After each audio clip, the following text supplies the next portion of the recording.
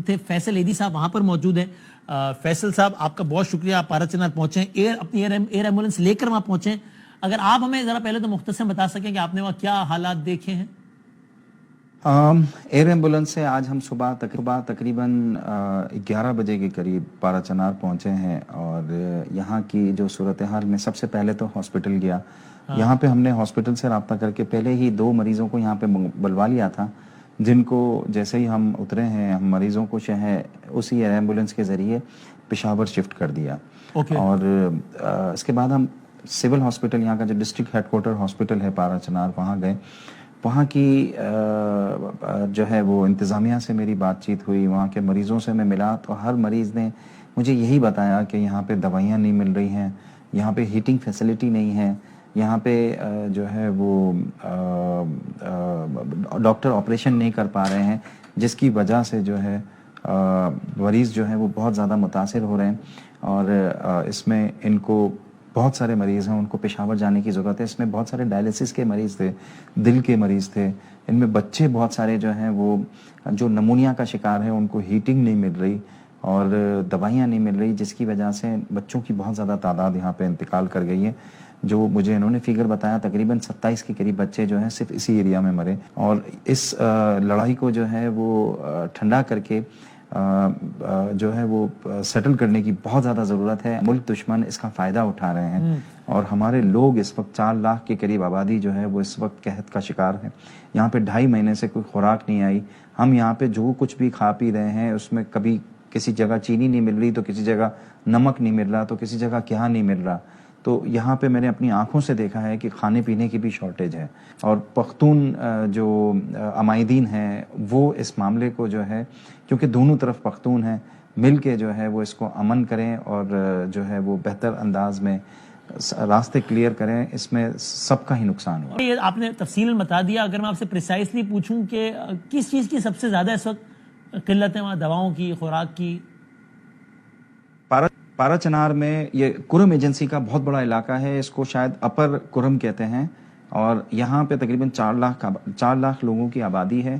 اور یہاں پہ ادویات کی بھی شدید قلت ہے, جس کی وجہ سے بچے بھی مر رہے ہیں اور بڑے بھی مر رہے ہیں, ڈائلیسس کے پیشنٹ بھی مر رہے ہیں, اور انسولین شوگر کے پیشنٹ, میں خود شوگر کا مریض ہوں, یہاں پہ شوگر کی دوائیاں نہیں مل رہی ہیں, اور بہت بری صورتحال ہے. اور ہر کوئی جو ہے یہی بات کر رہے ہیں کہ آپ ہمیں ادویات جلدی پہنچائیں, ہمارے بزرگ جو ہیں وہ تکلیف میں ہیں اور ان کی جانیں جا سکتی ہیں. خوراک کی بھی یہاں پہ کمی ہے. یہاں پہ جو ہے وہ جس گھر میں گئے یہاں پہ شکر موجود نہیں ہے, اور دیگر جو لازمی جو پکانے کے لیے لکڑی نہیں ہے, یہاں پہ پکانے کے لیے لکڑی کی قلت ہے, ہر چیز کی قلت ہے. اور اس بحران کو جو ہے وہ جتنا جلدی ہم ریزالو کر سکیں اتنا ہی انسانیت کے لیے. ویسے یہ جو خوراک جتنی بھی آ رہی ہے, تو آپ نے ہلا دینے والی باتیں بتا رہے ہیں, وہ کس ذریعے سے آ رہی ہے خوراک؟ زمینی رستہ تو بند ہے 70 دنوں سے, مینیج نہیں ہو پا رہا وہ تو.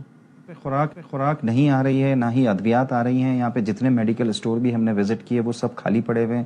میڈیکل اسٹور کی ایسوسی ایشن والوں نے بھی ہم سے ریکویسٹ کی ہے کہ ہم ان کے لیے جو لائف سیونگ میڈیسنز ہیں وہ ہم ان کو ٹرانسپورٹ کریں. تو انشاءاللہ جیسے ہی ہم سرکاری ادویات ہم جب ٹرانسفر کر لیں گے, اس کے بعد جو ہے وہ ہم میڈیکل کے جو لوگ ہیں ان کی بھی ادویات کو جو ہے وہ فری آف کاسٹ دیں گے. اور میں نے ان سے ریکویسٹ کی ہے کہ وہ بلیک نہیں کریں گے یہاں پہ کسی بھی میڈیسن کو, اور انسانیت کے خاطر جو ہے وہ منیمم بلکہ وداؤٹ پروفٹ جو ہے وہ لوگوں کو دیں.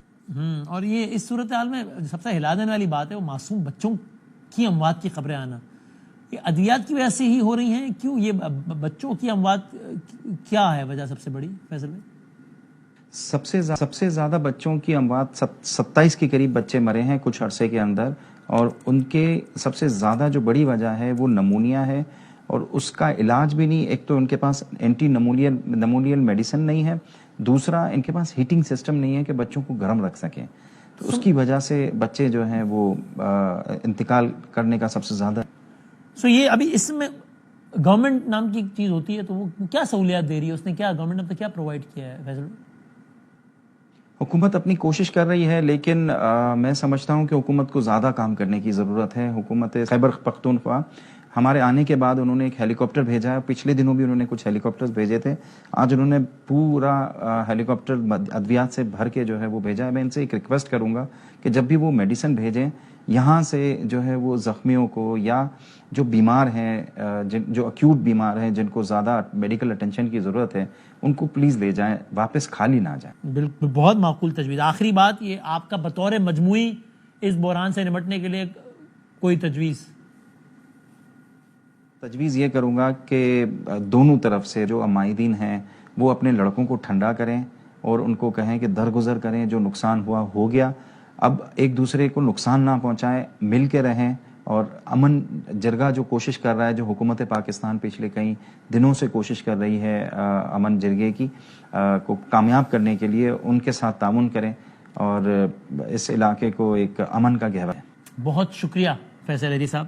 مجھے معلوم حیدی صاحب کی روح اس وقت کیسے تڑپ رہی ہوگی کہ پاکستان کے ایک علاقے کے بارے میں وہاں بیٹھے ہوئے ان کے فرزند ہمیں رپورٹ کر رہے ہیں کہ وہاں بیٹے کے سور خالی ہو گئے ہیں, وہاں دوائیں نہیں ہیں, شوگر کے مریض الگ خوار ہو رہے ہیں, ڈائلسس کے پیشنٹ الگ خوار ہو رہے ہیں, اور دوائیں نہیں ہیں, کھانے پینے کی چیزیں نہیں ہیں, اس وجہ سے بچے مر رہے ہیں. یہ ہے پارا چلا. میں کیا